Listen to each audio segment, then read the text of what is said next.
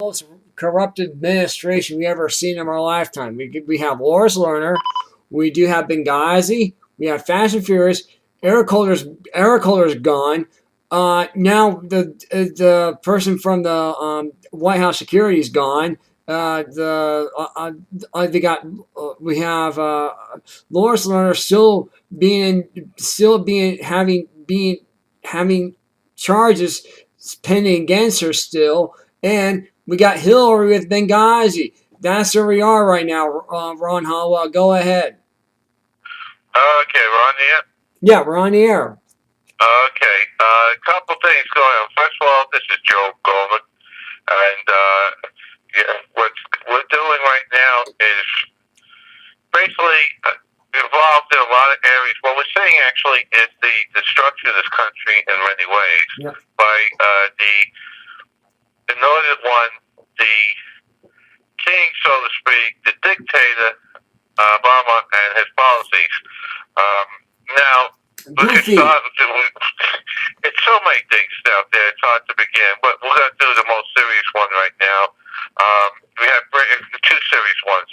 Ebola. We have breaking news a little while back. The ISIS executed, beheaded the British person that was reporter went out there and try to help kids and stuff in Syria, and they beheaded him, and they named an American as the next one that's going to be beheaded, and that person is a former ranger and a military personnel.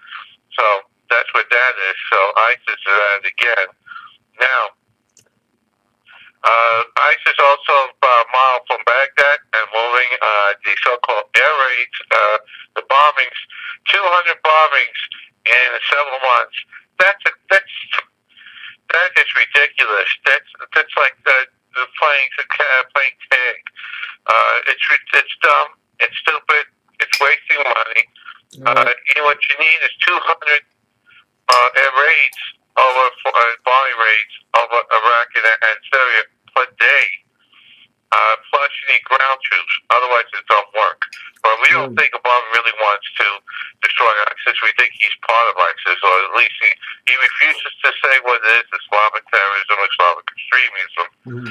Also, it turns out that the guy that beheaded a woman in Oklahoma, which, by the way, is facing the death penalty. Thank you there. Went to a mosque that was teaching extremism and jihad in Oklahoma, and is related to the same mosque in Boston, which also indoctrinated the two brothers that did the Boston bombing. So they're all connected. Right. Okay? It's not workplace violence. It is Islamic terrorist attack. Right.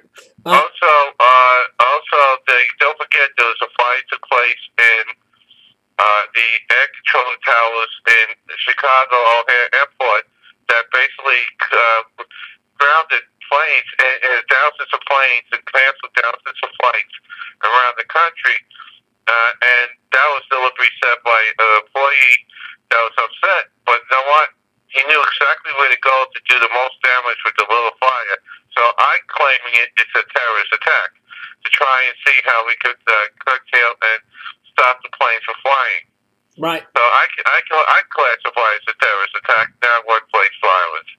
So, okay? There's also a guy that walked into, an armed guy that walked into a school in a high school in Oklahoma looking for asking questions about security, and he disappeared. Looked like the getting ready to take out a school in Oklahoma. And it goes on and on and on. They're still looking for a patrolman. They're still looking for a guy that killed a patrolman in Pennsylvania. He knows he's evading the police and everything, and it looks like through his that was planned. And that's a terrorist attack. Now the question is, was he indoctrinated, or is he a lone wolf, or just did it on his own? That's something we got to look at. Then you got warnings of ISIS declaring warning that telling the military that they're going to go after the families of anyone that is working in the military or have association to the military in this country and their families. Yep. So when Joe Biden today said that you're more likely to get struck by lightning than a terrorist attack in this country, he's a plain out fool and a liar. Right. That's a Okay. Now let's go to Ebola. Right. Okay. Right. Hang on. Ebola.